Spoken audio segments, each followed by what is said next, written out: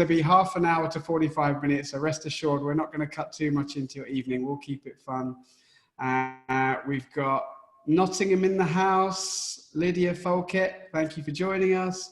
Chris from Preston, you've got the second furthest attendee so far. Laura from Brackley, this is brilliant. Keep the hellos coming. Anita from Plymouth, another Nottingham, Jake Garner, great to see you. You know what, I love it. Even after 7 weeks, it makes me feel so inspired about what we've got coming from the future of dentistry, to see people that are still willing to sit there in the evening and absorb some knowledge. We have a fantastic group of dentists in this country. Myself and my brother have been putting on education for the last 7 weeks, and we've had some fantastic feedback. And so it's just been amazing to see people continuing to want to learn nuggets. Right, we're passing the 200 mark now. This is getting great. We've got a challenge. We've got someone from the Caribbean who's just joined us. This is amazing. Welcome, Ananda from the Caribbean. Nick, is the cap on back because you've not had a haircut? From Tushar Patel. Mate, you're not wrong. It's getting a bit wavy underneath there. I'm getting the missus to let loose on it tonight, but I've got Mr. Essex dentist in the house who's always wearing Gucci Prada, so I thought I'd better keep it a little bit under wraps because he's always super well dressed. I think we will make a start. Thank you everyone for joining us again today. I'm really happy to announce my really good friend and a fantastic clinician, Dr. Amit Patel. Amit had graduated from Leeds, what, 6 years ago? 6 years ago. Years ago. And since then, he went on to complete several courses. I mean, wow, for a 30-year-old, this guy is incredibly qualified. Done the fixed and removable prosthetics MCLIN Dent with King's, done the Royal College of Surgeons implant diploma, works with his dad, who's a legend in the game, TC Patel at Brickfields Dental in Essex. And I'm very proud to say that he joined our wonderful team at Square Mile Dental Centre about 6 months ago, and a wonderful addition to our team, which consists of Elaine and Daniel Flynn, specialist endodontist. And clinically, I feel like we just have every base covered, and it's amazing. It's a joy to work with all of these clinicians. Amit's brought a real fun and enthusiasm into the practice. He's happy to learn from us, and we're also very happy to learn from him. The topic today that Amit's chosen to speak about is something which I think is very important. He wants to talk about replacement options other than an immediate single tooth denture. And he's going to talk about why, the various methods, and go over some excellent golden nuggets on extraction technique, minimizing trauma, and just your process of decision making. I was very impressed when I saw this lecture the other day. The chap is wiser than his years. I'm looking forward to all of you for watching this.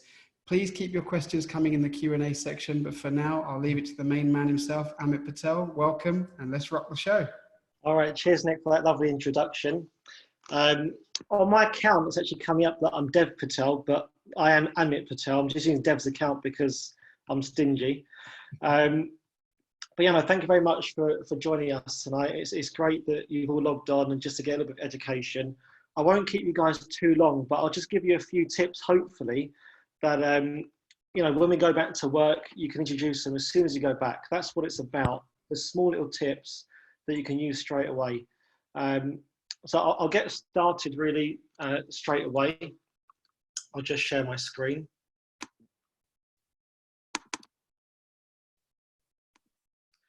So I just thought I'd do something a little bit different today.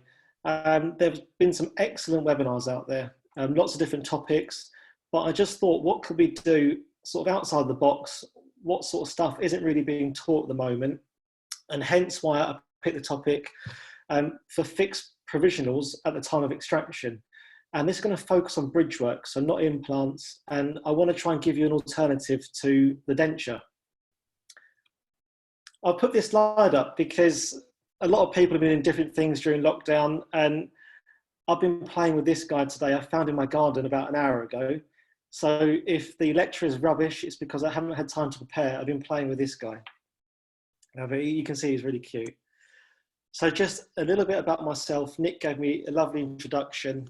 Nick, I'll transfer you the money later on. But my passion is teaching. I'm an educational supervisor. I've only been doing that for 2 years. But I've really enjoyed sort of teaching the FDs, and it's great to see the passion that's coming out of dental school right now, and happy to teach where possible. I work at Brickfields Dental Care in Essex and at Square Mile Dental Centre in London. And I think if you're a young dentist watching today, the most important thing or message that I can give you is try and find a practice where you've got a really good mentor. I've been mentored by my father, and more recently I've been mentored by Nick, who's introduced me today, and his brother Sanjay. And it's great to bounce ideas off like-minded clinicians. I think it's great to work in a supportive team. So today the main focus is going to be on immediate bridge work. So we'll look at prescribing to your lab, how you can work with them, how to minimise trauma during extraction, and how to cement these provisional bridges, and also how to modify the pontic to develop your soft tissues. So the main focus of this talk is, I really want you to think about, imagine wearing one of those in your mouth. But I think it's quite easy for us to say, to the patient, I can make you a denture, and we give them a piece of plastic and we say, off you go.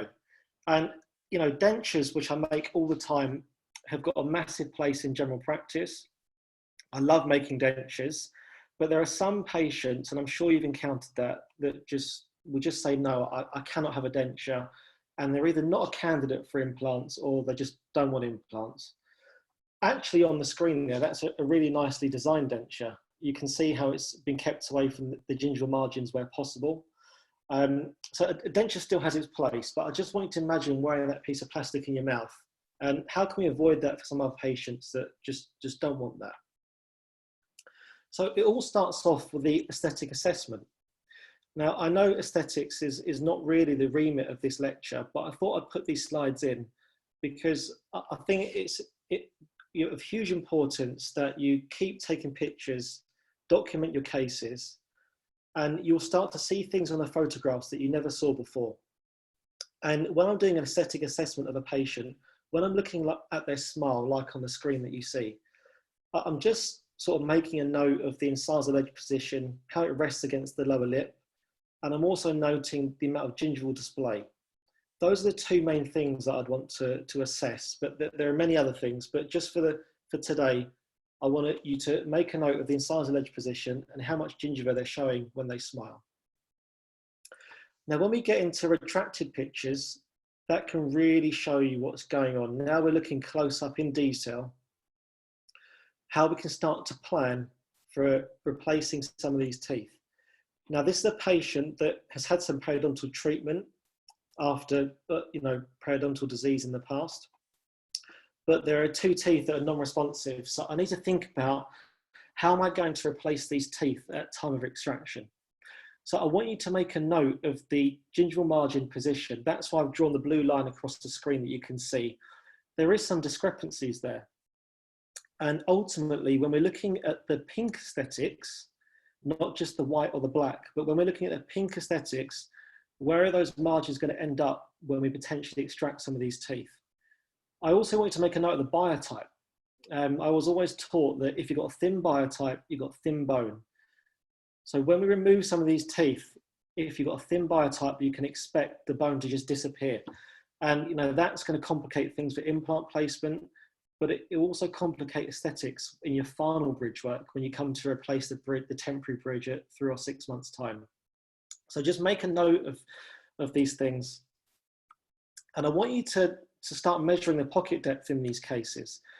So before you take teeth out, and even if you're planning, even after this lecture, if you're still going to make immediate dentures, which you still are, even get into the habit of measuring the pocket depth, make the patient numb, and walk the probe round and do a 6-point pocket chart around the teeth that you're planning to extract. And I want you to send that information to your laboratory. What that will do is it will tell the lab where the crest of the bone is. And that information is very important because when they extract the teeth on the model prior to making your immediate bridge work, they will have an idea of where the bone is going to be at the time of extraction and what potential resorption we can expect. So I think that's a great little tip. It doesn't take long. Just send the details of the pocket chart to your lab and tell them that this is the prescription that I want for where we believe the bone is going to end up after extraction. So communicating in lab, is so important. And we work very closely with all our lab technicians. And I've put up this slide because I want you to start looking at small little nuggets that I can give you for how we can make prescription to the lab much more easier, how can you improve communication. The more information you give to them, the better quality work you're going to get back. It's as simple as that. So the Rachette immediate bridge, it was first documented in 1973. And essentially it's a Maryland bridge, but it's got perforated holes. That's it. So you're getting the mechanical retention from the holes, and you should be sticking to one wing where possible. I'll go through the reason why one wing is more beneficial than two wings, and also sometimes where two wings can be more beneficial than one. But for the mainstay, I want you to stick to a one wing design when you're providing a Rachette bridge. Now you need to have a minimum thickness to reduce flexion, reduce debonding. And I want you to ask your lab to leave a small space. You'll see on my screen there where the blue box is. On the incisal third, ask your lab to leave a very, very small space so it allows your excavator or a thin flat plastic to sit in between the incisal edge and the metal wing. And if you can slot that instrument down there, it will mean that you can easily remove your bridge at a later date. So that's just a little tip that you can ask your lab to do. And because these bridges might be coming on and off over, 3 or 4 times over a period of 6 months sometimes. So whatever can make your life easier, hopefully that will help you talking to your lab. And always ask them for a seating jig or a seating tag that goes over the incisal edge so you can accurately seat this at the time of extraction. Now, with regards to the pontic, always take your shade at the start of the appointment. Teeth dehydrate really, really quickly in about 30 seconds. So as soon as you lift the patient's lip up, your shade may be compromised. So always try and take your shade at the beginning of the appointment. And I want you to get in the habit, when you're working in the aesthetic zone, ask your lab for an ovate pontic. Yeah, and you want that to have the same shape of the root of the tooth that you're about to extract. I'll go through the reasons why later, but essentially you'll get a much better emergence profile and a much better aesthetic result later on down the line with an ovate pontic. The Rachette bridge, the pontic should always be made out of composite, easy to adjust, add to, and it's aesthetic, can be polished quite easily. And I want you to support the soft tissues with at least 2 to 3 millimeters. So that means that your lab will make you an ovate pontic where the composite will actually extend down into the extraction socket. And that will do 2 things. It will support your blood clot, so less risk of dry socket. And also it will support your labial buccal soft tissues. So giving your labial tissues some support to rest against your pontic will also improve your aesthetics later on. I've also said about providing pocket depths in perio cases, and I've explained the importance of that. Now, occlusion, I will go into that a little bit more detail, but you want to ask your lab to have your ICP stop, so your centric stop onto the wing, and you want to avoid any excursive movement on the pontic. If you have heavy forces on the pontic, that's when you're going to get more likely debonds. So we want to reduce the risk of the patient coming back. We all know that, when a patient walks in with their bridge or crown in their hand, it's not the nicest thing for them or us. So to try and reduce that, I want you to have your occlusion on the wing and not on the pontic where possible. Now, I said about a one wing design compared to a 2. I always want you to stick to a one wing design, but there's some cases where you just can't get away from it. So I would normally go for a 2 wing design for an immediate Rachette, where I'm going to have the patient in a temporary for a lot longer. So I'm thinking 3 to 6 months. It's going to give me more retention. There's more cement, there's more mechanical holes. So therefore that bridge is going to stay on longer in a 3 to 6 month period than possibly a 1 wing design. Also cases where the occlusion is unfavorable.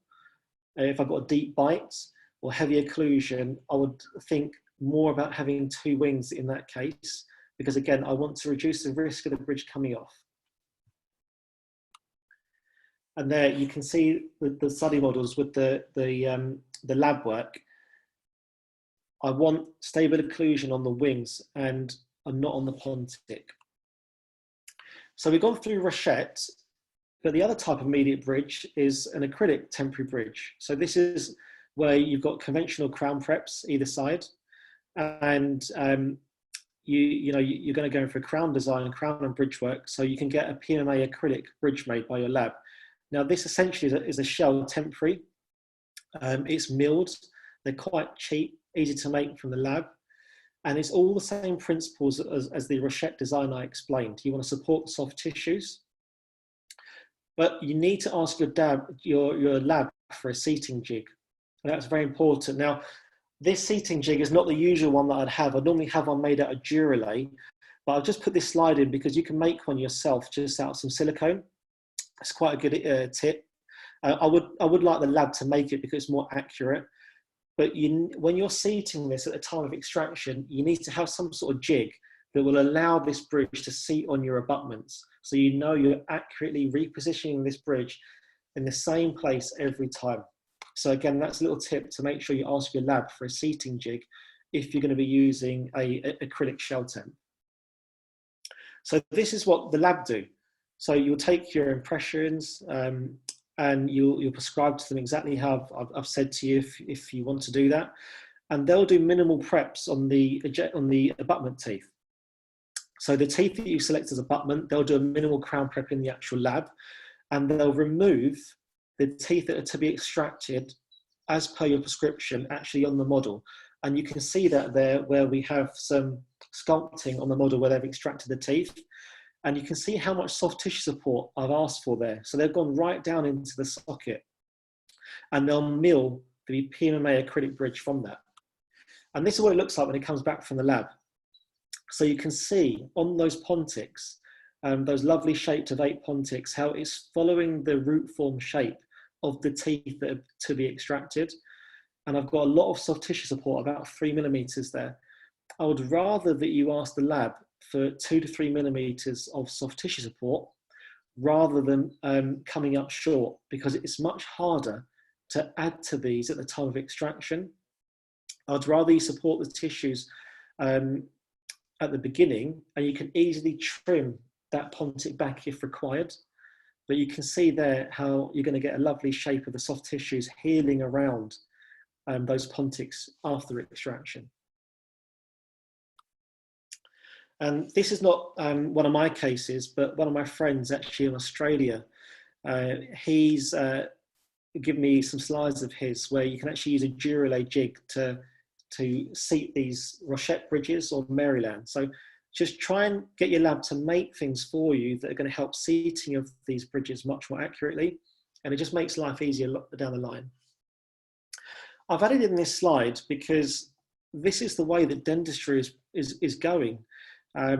We've got scanners at both the practices, trios scanners, and this is one of my cases, and you can see there that I need to immediately replace an upper central, again a perio case. Now trying to take impressions of mobile teeth like that are very, very difficult. You've got to block out the undercuts. It's sometimes uncomfortable for the patient, and you can get tears in your impression. Whereas when you're using something like an intraoral scanner, you can sort of avoid those issues, and the accuracy of them now is absolutely fantastic. And then you can start getting into the digital workflow where you're scanning the patient and the lab can mill you the bridge straight away, and it can be back in your practice within 48 hours, or you can 3D print these bridges actually physically in your surgery if you have a 3D printer. So it's just sort of the way that dentistry is going. And this is one of my cases, one of my close friends actually, where he lost his central incisor due to trauma. And I scanned the case, and I've got a lovely Rochette bridge immediately for the time of extraction made on a 3D printed model. And this is an important slide, I think, because it's always good to see, what does my lab do? So I send them the intraoral scan, and they'll virtually remove the tooth on the model. And then I'll start to design a Maryland bridge, and then into a Rochette bridge with perforated holes. and you can see how they can add the location tag. And this is how they'll essentially make a bridge for you in the lab. They can assess the occlusion. And for something like a Rochette bridge with a metal wing, that will get made by a lab that will do metal work. Now, going into the actual extraction, this is something that I was taught on my implant diploma. I did a max fax job, and we were just ripping out teeth. You know, we didn't care what happened to the bone. The patient would go to sleep, and, you know, we had quotas to fill, and we would just take out teeth, not really respecting the soft tissue and the bone. It was not until I did further education that I realized how important it was, not only for implant dentistry, but for restorative dentistry as well. So I'm just going to go through a few tips about, you know, how I do my extractions and how we do it in the practice. And I'll always start with a number 15C blade. So you'd walk the blade cutting the PDL fibers, and then I'd introduce a very thin periotome to, again, 7 more PDL fibers. You're not using these to luxate the tooth. You're just cutting around the tooth, making it bleed, and this is going to make your extraction a lot easier and much more atraumatic for the patient. Then you can select an appropriate luxator. And how a luxator actually works, a lot of people don't know this, but when you're sliding the luxator up the roots, you're actually creating an airspace, and that breaks the vacuum. So as soon as you slide and you use a fanning motion luxator to go up to the root tip, air rushes in. When air rushes in, that breaks the seal, and actually the tooth will naturally start to slightly extrude itself from the socket. You're also causing hemorrhage during this process, and again, bleeding at the apices will start to loosen that tooth and actually push it out the socket. I'm sure a lot of oral surgeons will tell you the easiest extraction is actually the one that you started and you come back to it 10 minutes later, because the bleeding and breaking that vacuum is going to make that extraction a lot easier for you. And then just select your root forceps, twist the tooth out, avoid compressing the or levering on the buccal plate. That's very important. And then you can use an instrument like that spoon excavator that I've got on the slide there. You can get these instruments from Hugh Frady, and you want a long shank on those instruments, and try and make a habit, if you can, of really, really cleaning out the socket. A lot of these teeth that we are removing are infected. So I want you to spend time cleaning out the socket and removing any granulation tissue. And those burrs, again, that I've put on the slide, they're a great tool to remove granulation tissue. They're degranulation burrs. And you can buy those from Swallow. And essentially, you'll put that in the socket and it will scrape out and clean any degranulation tissue. If you spend time doing that now, you're going to promote healing for this patient. Biology will take over, and you're going to reduce the risk of like dry sockets. Amit, when you're when you're using your periotomes, would you ever wait a little while before then progressing to then start rotating the tooth to get it out to increase the pressure? You can do. If it's a difficult extraction or the patient's struggling, you can get a little bit of time. You know, we need some breathing space sometimes with difficult extraction. And this is not something that you should rush. You know, even taking out a central incisor, it might take about half an hour because you're spending time. The less trauma that we can cause now is going to basically, we're going to end up with much nicer aesthetics later on. Then this patient will heal much quicker. But yeah, you're right. If you leave it, then your extraction will become slightly easier because you've caused bleeding into the socket. Cheers. This is actually a case where I took a graft from the palate. So just, you know, Kelly has done lots of studies on this. I took a gingival graft from the palate to completely close the socket. And that way I'm going to maintain my keratinized tissue. I'm not going to go into too much detail regarding this, but there are lots of things that you can do to help speed up the healing for these patients, but also improve aesthetics later on. Someone's at my front door. Now your takeaways arrived, Amit. No, I've got to hurry up. Chicken again. So now with routine socket management, so I showed you the graph picture and that's quite advanced, but look, for a general dentist, and what I do every day with an extraction, I'll clean the socket and I'll put a collagen sponge, okay? That will promote a blood clot formation, and I'll also place a horizontal mattress suture. Now that will just be with Vicryl repeat. It literally takes 2 minutes. So if you can start getting into the habit of suturing all your sockets, if you're not currently doing, I think you'll start to notice less patients will come back with problems with healing and pain. And you know, these sutures, they dissolve within 2 weeks. So you don't have to get the patient back unless you want to review the healing. So again, just a great tip on how we can promote healing for our patients and reduce the risk of a dry socket. Now, when we come to cementation of the bridges, of these temporary bridges, a good little tip is I don't want anything to go into the socket. I've just spent time putting a collagen sponge and also suturing.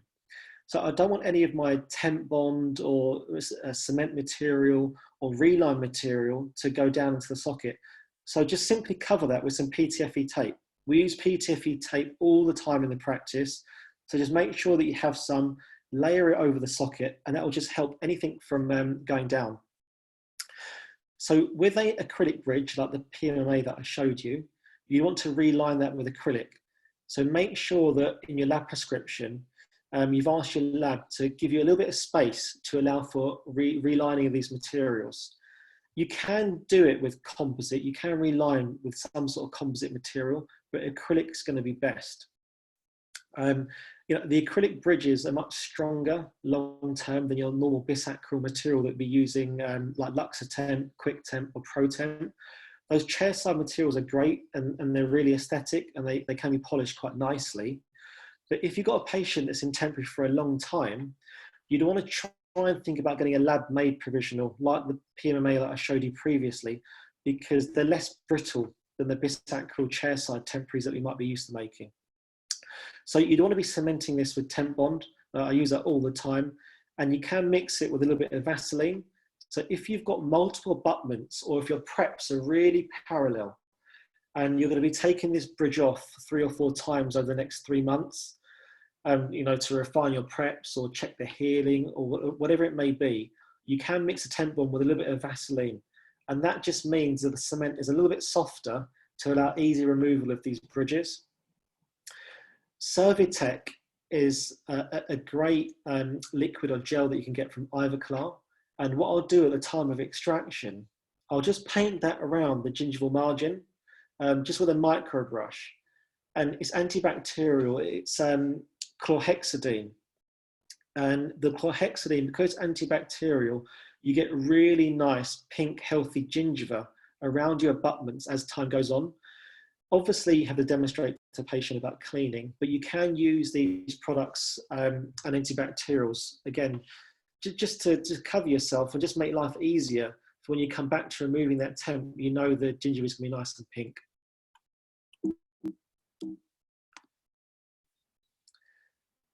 So for a rachette, I want you to clean the tooth surface. You can use an ultrasonic scaler or a slow hand piece with a little bit of Profi paste. You just want to make sure that any debris or staining is removed from the area you're going to cement to.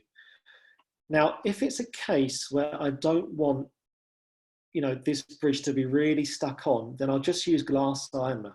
Glass ionomer is absolutely fine because it's going to bond to the enamel, it will bond to the metal on your wing, and you'll also get the mechanical retention from those locks and the perforations on your rachette wing.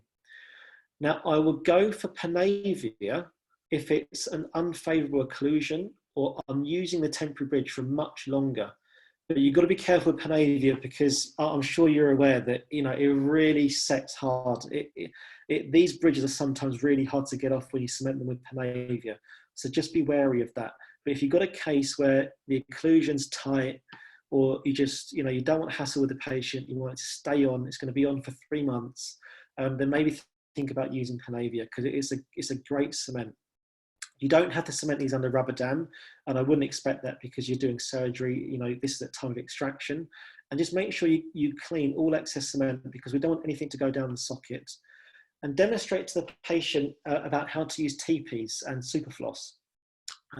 Cleaning around these is very important, but what I generally say to the patient is for the first few days after extraction, just make sure that they're not using a TP brush because they might interfere with your sutures or they might disturb the blood clot. And I don't want that in the first few days after extraction. So what I'll generally say to the patient is just use like a mouthwash, chlorhexidine, or even just some salt water to help wash out any debris, keep the wound clean after extraction. But I don't want them to really go with a TP too soon because it might interfere with any grafting, any sutures, or the blood clot. So occlusion, that's a 1 week, 2 week lecture. 2 years maybe, but look, we're talking about immediate bridges here, and I want to give you guys confidence to go back to practice and not worry about these things coming off, okay? So these are no prep bridges. We essentially are cementing them on high. There's lots of evidence for the dial concept and increasing the vertical dimension when you are cementing these bridges because we're not preparing the teeth at the end of the day. That is the beauty of them. We don't really have to harm the teeth. And what you'll get when you cement these high, I am happy for a 0.5, 1 millimeter, but you know, try and stick to 0.5, increase in the OVD. And what will happen is you'll get relative movement of the adjacent teeth and the posterior teeth. Now, the only thing you have to tell the patient is it's going to be a little bit more tricky for you to eat. It will feel like for the first 2 weeks that your teeth aren't coming into contact, especially at the back, because you would have cemented the bridge on high in the anterior zone. But just reassure the patient and they will get contact coming back. Generally, teeth that will take a little bit longer will be the premolars to come into contact, but just explain that to the patient and all of them are absolutely fine. They just need instruction. And again, studies by Banerjee, 2005, they looked at providing immediate provisionals in the form of Rochette bridges at the time of extraction. And, you know, look, 80% survival rate at 200 days, that's pretty good. So, you know, you can't promise the patient that it won't debond. Nothing's 100% guarantee. We know that in our line of work. But again, you can say to the patient that the alternative is I can give you something fixed. It's going to be better than and more comfortable than a denture for you. They can come off, but the evidence is there to show that they do work. And it's a great way of temporizing the patient at time of extraction. So here are the two cases that I've really gone through today. We've got the PMA acrylic on the left, that's a shell temp, and we've got the double wing Rochette bridge that I cemented. So for the acrylic bridge, you can see what that looks like immediately at the time of extraction. So I would have prepared the other teeth, removed the teeth that needed to come out. In this case, it was upper left 1, upper left 2. And I cemented that bridge and relined it with temp bond. And you can see my Vicro repeat sutures. And the patient can leave pretty happy with that. And you just review the patient with the healing. And again, the other case on the right-hand side, the double wing Rochette bridge that I provided, you can see with the arrows where I've removed the location tag. And you can just polish those burr marks with the same kit that you'd use to adjust a metal crown or gold crown, just a gold polishing kit, just to make sure it's nice and smooth for the patient. The first thing the patient would do is, we all know, they're going to rub their tongue against it. So if you just spend a little bit of time cleaning up, removing excess cement, you can see that I've got excess cement there, but I put that slide up on purpose to show where we need to work on, extra cleaning, and also polishing those areas and removing that location tag. Now, over time, you will get recession around the pontic. The bundle bone will disappear, the buccal plate will shrink, you will get bone loss, and the soft tissue will shrink during that soft tissue and bony remodeling. And it's going to take 6 months for that to happen, but most of the remodeling will occur in the first 3 months. So, like I said, support the tissues as much as you can, but even in these cases here, you can see that I've got some shrinkage. Now, normally from the front view, when the patient's smiling, you won't notice it, but it's when they're out and about, people taking pictures, especially from a lateral or side-on view, you'll start to see a space, and the patients might not like that. And this is a time where you'll start to need to develop the soft tissues. So when you're modifying the pontic, you can just remove it with an excavator. Hopefully you've asked your lab to allow you a little bit of space to slide that excavator in. Just a simple twist. And if you have air abrasion, that's fantastic. You can just air abrade around the area on the pontic where you want to add some composite material or acrylic. Or if you don't have air abrasion, just simply use a softlex disc. Just roughen the surface. It's going to improve your bond strength. Then apply a little bit of bond. The bond must contain your silane, so just use it like a one bottle system. That's not a problem. And then add your composite in the areas where you've got that deficiency or soft tissue loss. And this is where you can start to develop your soft tissue and your pontic site ready for the final bridgework at a later date. So add your composite, light cure it, and just make sure that you've really removed the oxygen inhibition layer after you've light cured it, because that's the area that will pick up stain. So just really polish that with a nice softlex disc and make sure it's nice and smooth for the patient. And in the picture at the bottom, you can see with the blue arrows, that's 4 weeks after extraction. You can see how nicely that's healing. And I've just added a little bit of composite in the cervical region, start developing the soft tissues to improve the aesthetic outcome when I come to either do implant treatment later on or my final bridge work for this patient. And this is what we're aiming for really. After going through all these steps, this is the periodontal case that I showed you today. This is the case where I got the PMMA acrylic bridge made. I'm getting ready to take final impressions for this patient.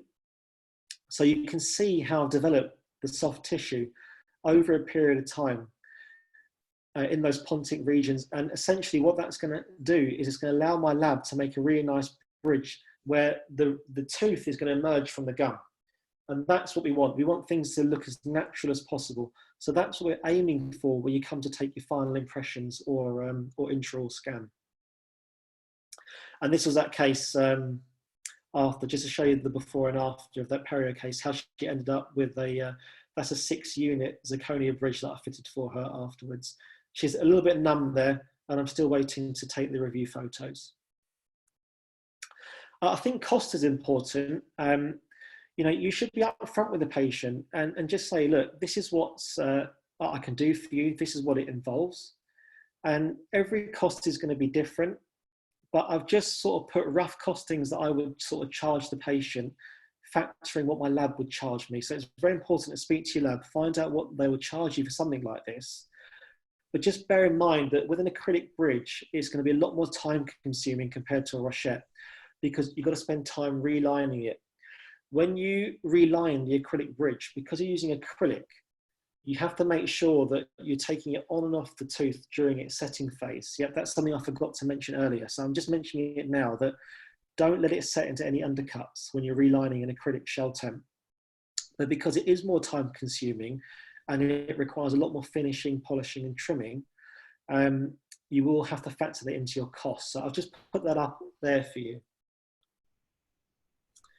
So, you know, just in summary, going through the advantages and disadvantages of today's sort of lecture on immediate bridge work.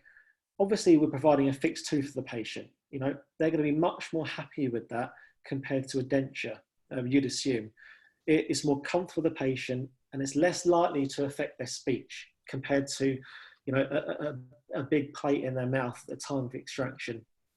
You can spend time developing the soft tissues and they're quite easy to reline and modify. Obviously, some of the downsides are that not every case, you know, not every patient can have bridge work, and it really depends on the status of the abutment teeth. That goes into restorability, the endodontic status, the periodontal status. Now, I've put down there, occlusal forces can lead to splaying.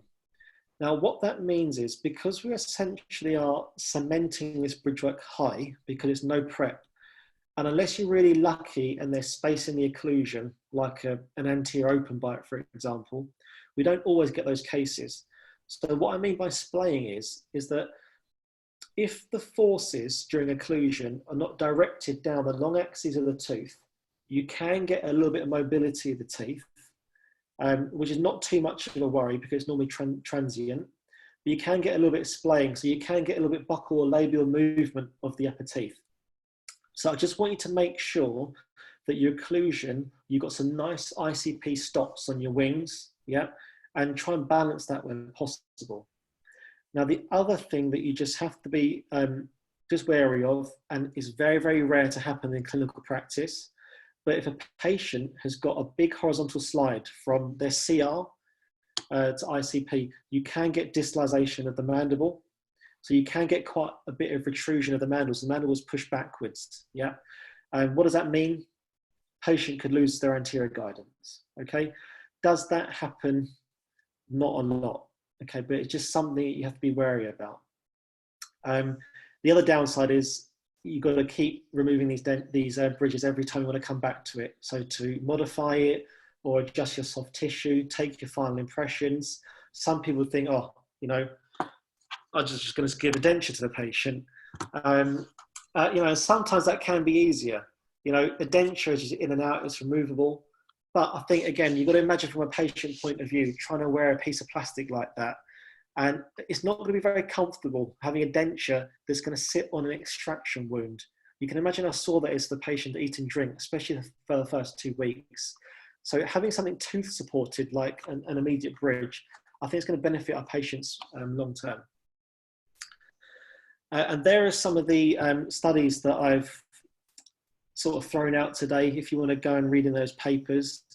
The one in bold at the bottom, I've not actually mentioned that study today, but the reason why that might be useful for a lot of you listening is that that's sort of some more recent studies on just bridgework in general. So that's definitive bridgework, comparing fixed bridges compared to your resin bonded bridges.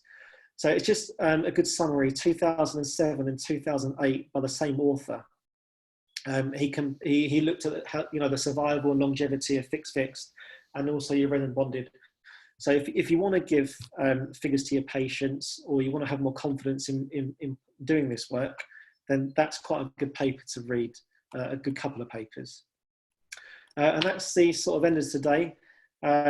Hopefully that was just sort of a whistle stop, 40 minutes on immediate bridge work. There's lots more that we can talk about regarding that. I just hope that you guys were able to take away a few points. If not, I don't know what else I can do, but hopefully that was all right for you guys.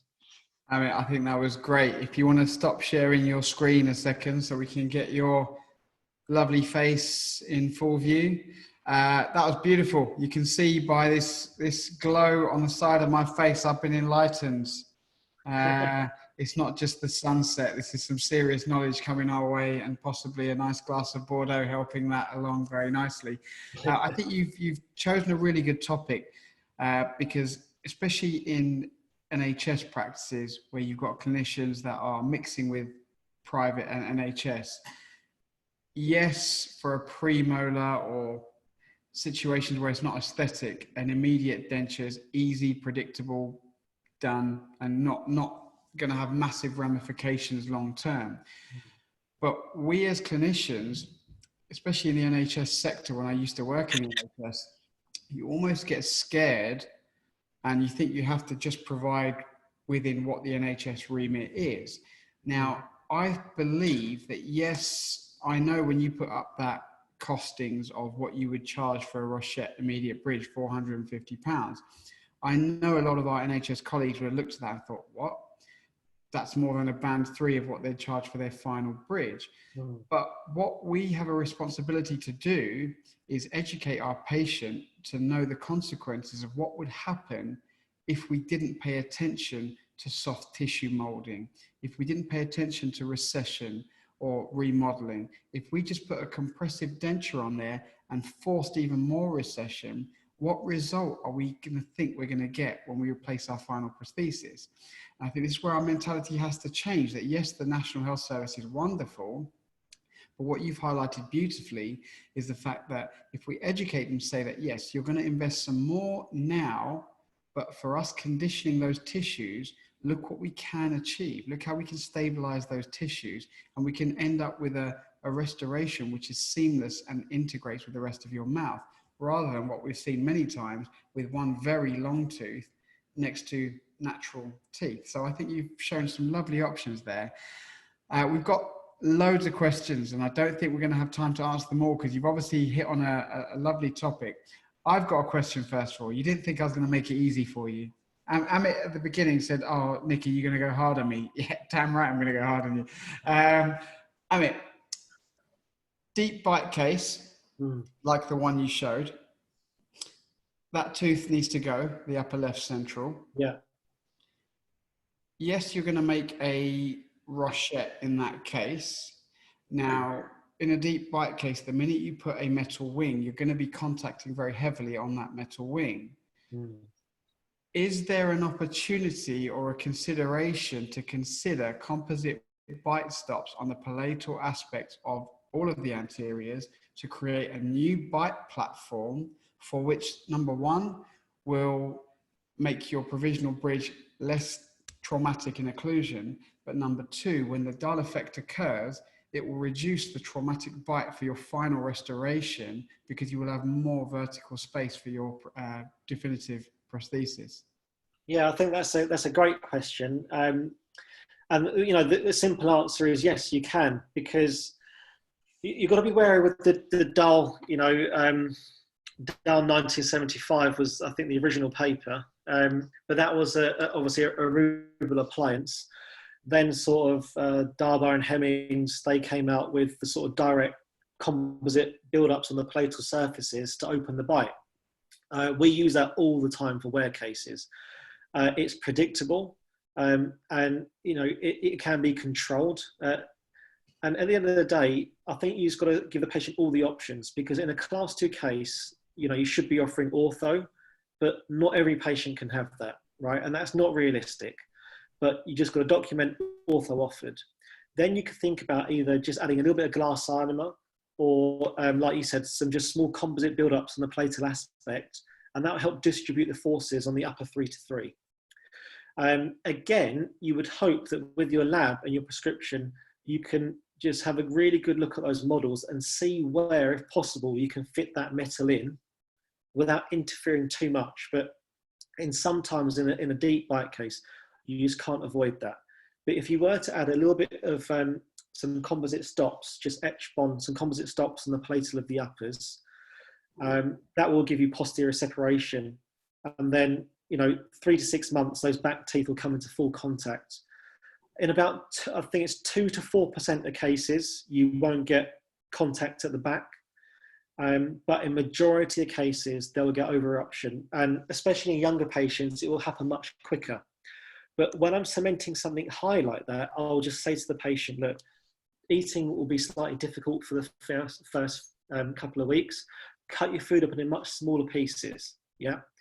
And I think it's just giving the patient the instruction that posterior contact will come in, you know, relatively soon. Then they just need that little bit of reassurance. But you're right, you can add some composite to basically help your restoration stay on longer. And I think you summed it up very nicely. The patient has a choice. Do you want your bite to feel a little bit strange, or do you want to wear a big lump of plastic in your mouth for the next 4 to 6 months? And, yeah, you know, I know what I would choose, so it's fine. Okay, let's go to I could ask you questions all day, but they're just going to get harder and going to piss you off even more. So let's go with some of the questions from the panel. Rab Chowdhury has asked a question, and I think it's an important one for you just to answer. You showed the cases of the rochette wings having an incisal locating hook. Rab was saying, is this not anesthetic? And I think if you could just explain what you do once that's... Yeah. So you have the location tag that rolls over the incisal edge. That essentially allows you to accurately seat that bridge at the time of extraction. Now you cement that on, but when you're cementing your wing, just make sure you don't put too much cement on that location tag, because that's going to be removed at that fit appointment. So as soon as you've allowed enough time for the cement to use, either the glass ionomer or Panavia, you can then just use a high-speed burr with cooling, and make sure the burr's sharp. You don't want too much vibration because you're still allowing that cement to set. You don't want to interfere with the bond strength. But just smooth that off very carefully, avoiding damage to the incisal edge, and then you can just polish the metal back with some gold crown polishing burrs. Yeah, but yeah, it won't be aesthetic because you're removing it at the time of extraction that it's not left on. And this is another good question, which actually I didn't think of by Priya Gain. Thanks for the question. Is if you're planning on doing an implant, then once you've done your implant placement and you've removed that bridge, I didn't think about this, you've got no location tag anymore. How easy is it to then reposition that provisional going back on? So I've learned from experience that it's not that easy, because you've lost the location tag. But what you can do, just make your life just easier, just get another jig made of some sort. If you've got patin resin, Duralay, you could make it out of composite, you could make it out of any type of acrylic resin, or even silicone bite registration paste if it sets really hard. So just before you're going to take it off for the second time, on the labial surface, just squirt some registration material or some patin resin, allow that to set, and then that will just give you the labial contours. So you can seat that on the buccal aspect and then seat your bridge into that. I think that'd be quite a good tip. That's a really good tip, actually. I think that was explained very well. Okay, and this is a great point, not a question, but Chris Ball, and I like this point, is yes, you may get a couple of D-bonds with this type of technique, but the way he gets around it is once he's cemented it, he then scans it for a Vivera or similar Essex style retainer so that the patient can have that as a backup, so that if it was to D-bond, you could put that retainer in during the day for social situations and then take it out when you get home. And actually, I think that's just a nice get out of jail card. So definitely, one of my friends, the case that I showed you, Immediate Central, I got married abroad and he was at my wedding, and I was worried about the Rochette Bridge coming out during my wedding, so I made him an Essex with a tooth in it that he took in his wash bag, so just in case, because I had enough stress on my wedding day. I didn't want my friend walking around without a front tooth. Yeah, absolutely. No, I think these things are very, very useful tips to consider. We've got a question from Nunos Riley, who I think was the person from Caribbean. What do you do when you have ankylosis to help your extraction? Slightly off topic, but interesting nevertheless. Right. Yeah, it's not easy. It's patience, it's periotomes, it's taking your time and really being careful. I think it's a lot of patience, and you're going to have to start sectioning that route. If there's no space, if there's no PDL because it's ankylosed, you're either going to need some really, really fine instruments, and you're going to have to take your time, working on that. There's all sorts of techniques like the socket shield technique and all that stuff. I don't really get involved in that, but in those kind of cases, I think you just have to take it as it comes. And if you have to start doing a surgical, then you're going to have to start removing bone. But that's sort of the last resort, because the whole point of me going through that was to try and avoid bone removal. But sometimes you just can't get away from it. And one last question, because I'm conscious that we've said we'd keep it short and sweet for everyone. You've had so many great messages about how interesting and thank you messages. So thank you for everyone watching. And Amit, clearly you've done a beautiful job here today. Amit, when you are making these Rochette designs, are you having the pontic made from PMMA, composite, ceramic? What's the material of choice for your pontic? So for a Rochette, the wing is made out of like a nickel alloy. So that's normally made by sintering, like a laser process, right? So that's the wing part, and that will have a framework for the pontic. And then what your lab will do is that they'll normally lay a composite over that. And the great thing about composite is it can be layered, great aesthetics, easy to adjust, polish, trim. You can trim back your soft tissue support if need be. You can add to it. You can change the size of leg position if that's not correct. So composite, as we know, is a great versatile material and a fantastic material for the pontic on a Rochette bridge. Now, for the acrylic bridge, the other type of bridge that I went through, that's made out of polymethyl methacrylate. And when you're relining that, you'd want to use, like Duralay, do an acrylic material that you can mix, hand mix in your surgery. And that's what you want to reline your acrylic bridge. The benefit of having the acrylic bridge is that it is stronger, much better for long-term use. Anyone that's used Luxatemp, ProTemp, QuickTemp, basically your chairside bisacryl, will know that they're a nightmare to take on and off over a long period of time. They fracture. They fracture. They're difficult to reline, and you've got to keep remaking them. Whereas a really nice lab made, okay, it's a little bit more expensive on the lab bill, but just factor that cost to the patient. It will make your life so much easier taking these bridges on and off. And with regards to the PMA, if you're increasing the size of the span, you may want to consider having some sort of metal framework or reinforcement framework.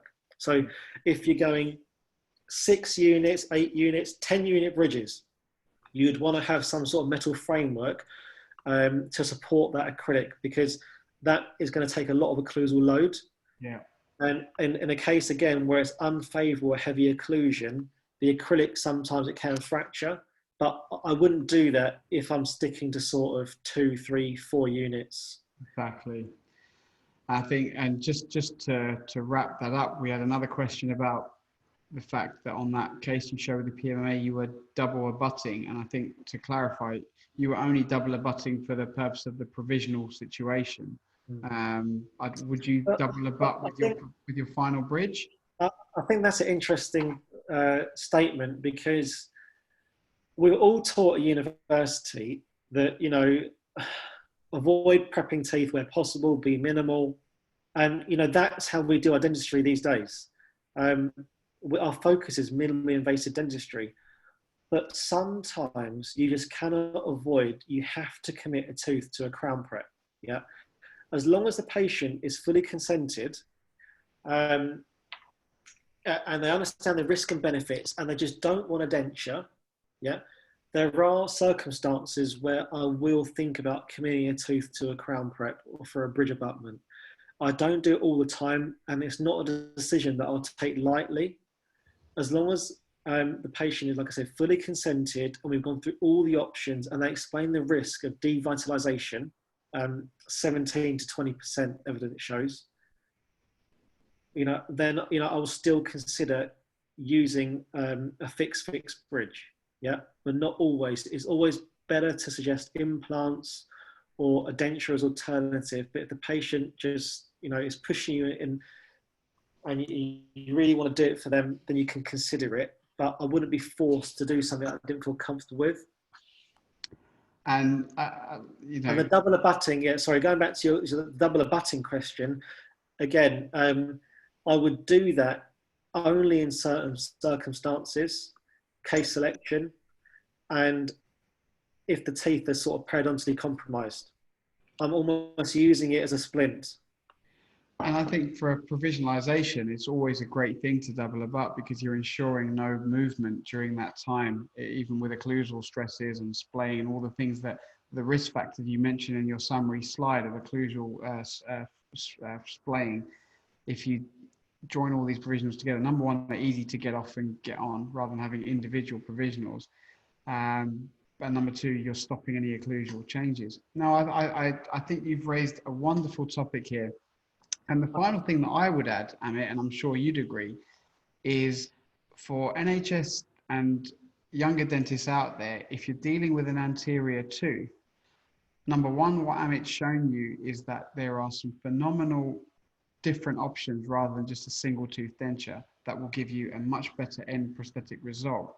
But going further than that, and this is something that I'm, 11, 12 years coming up to qualified, If you don't place implants, but that patient is planning to have an implant, then I'm sure Amit would agree. I would urge you to do what you can to dress the failing tooth and allow the implant surgeon to do the extraction to manage the bone loss, the recession.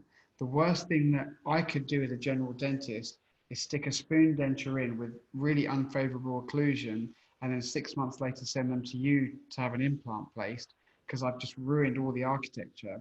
Whereas if I just cut that tooth at gingival level, dressed it, put a GIC on that tooth and made a provisional bridge, then you've got all of that bone. The infection can heal if it's apical related.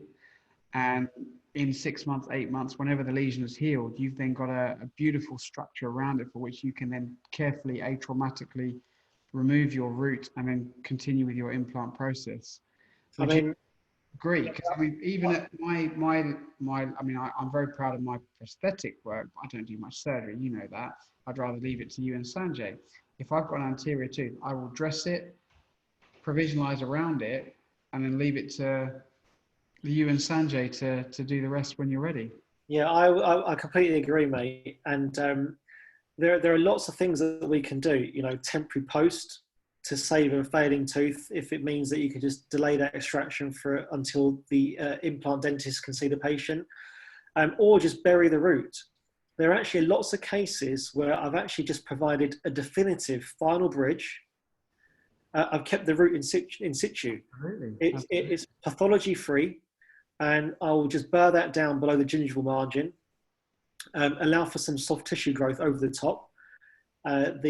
Keeping the root, it'll be great because it's maintaining the buccal volume. I'm not going to lose any bone or soft tissue because there's no extraction. Much more comfortable for the patient, and I'm saving that bone for a later date if the patient did want to implant in the future. But yeah, I've actually done quite a few cases where it's a shame I didn't put them in my lecture today because I have got some pictures, but I've just buried the root and I've cemented a permanent Maryland over the top. It's a great option. I think, it's a great option. and what's very important for younger dentists out there is don't be afraid to reach out to people like Amit, especially in the Essex and London area, just for advice. Because we didn't have much guidance at university, and when you start your foundation year, you're taught how to extract a tooth in a certain way, and you're taught to provide an immediate solution, but you're not necessarily taught to think about the long-term result for the patient.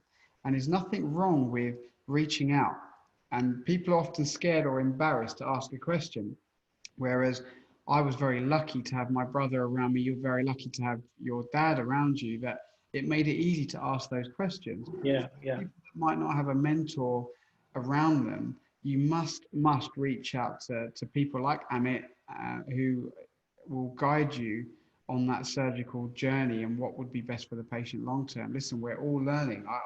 I still ask questions every day to my brother, to people that I know around the world, and it's amazing how much we change over the last 10 years, or how I've changed over the last 10 years. Not to embarrass you, but you've got a very sweet message from your dad. Say, excellent, Amit, well done from Dad. So thanks. I didn't realize that was when I saw Tusha, I didn't realize that was TC. So sorry, TC, didn't mean to disrespect. It's great to have you on. I think Thanks for joining.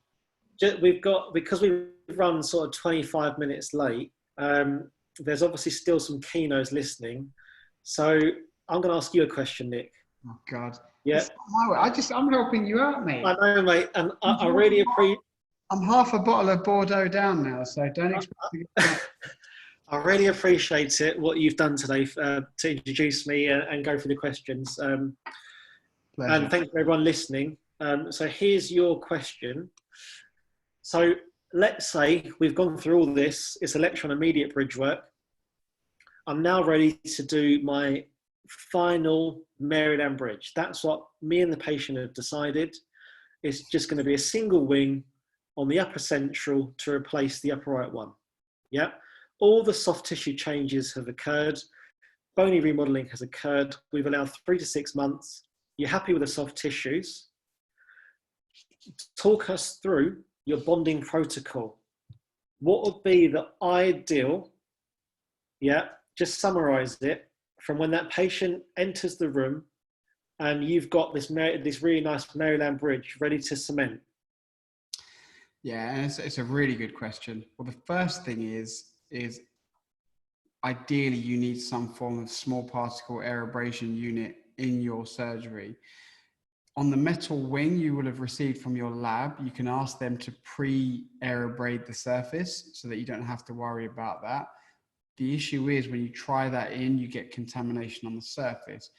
We have, as you know, and I'm sure you have it Brickfields as well, air abrasion units, whether it's a chairside sandblaster or a dedicated unit like an AquaCare. We use a Prep Start from Danville. Now, the reason why we like air abrasion with aluminium oxide is twofold. Number one, on the tooth you're going to be bonding to, on the palatal aspect, on the surface of that enamel, you have this complete coverage of aprismatic enamel.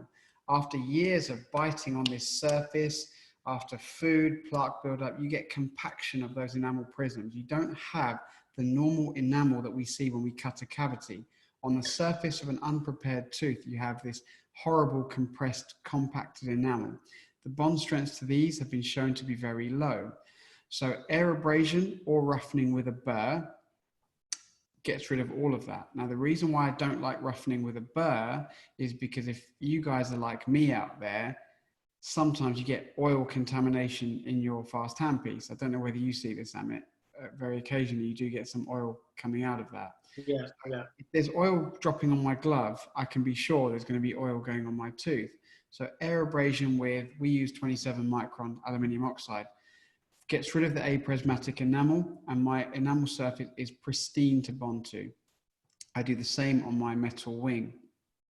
My bonding protocol would then be to use a product like Panavia. I mean, you can't knock it. The MDP component of that, and MDP is a multifunctional monomer which has the ability to bond to metals, ceramics, and that's a whole nother lecture which I go into, and I won't bore you with that, and you know the score.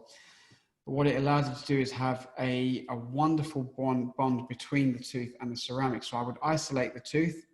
Typically, you know me, that'd be under rubber dam where possible. After air abrasion, I would etch the surface for, we do 30 seconds. Wash the tooth. You know how I've got a kitchen timer. You've seen it. And I don't, my nurse doesn't let me stop washing until it's hit 45 seconds. She'll kick me or say, okay. And that's when I can dry so that we get rid of any acidic component. We then follow the Panavia instructions, the primer bonding protocol. And you also have the roughened surface on your metal wing.